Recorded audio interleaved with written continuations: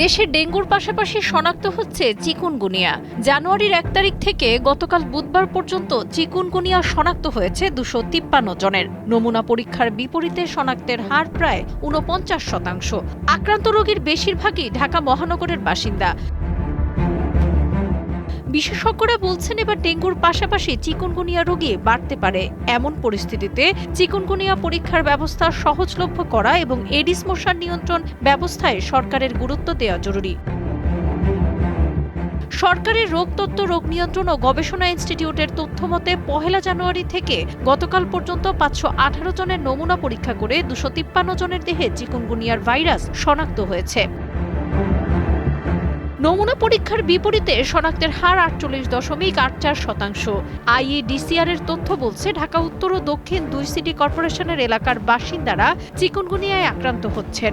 এর মধ্যে সবচেয়ে বেশি রোগী পাওয়া যাচ্ছে মহাখালী, তেজগাঁও, নাখালপাড়া, খিলক্ষেত, নিকেতন, মোহাম্মদপুর, ধানমন্ডি, উত্তরা, লালবাগ, আজিমপুর, হাজারীবাগ, শান্তিনগর, মালিবাগ, খিলগাঁও, মুগদা, গোরান, রামপুরা ও শাহজাহানপুরে। ২০০৮ সালে রাজশাহী ও চাঁপাইনবাবগঞ্জে প্রথম চিকুনগুনিয়া রোগী শনাক্ত হয়।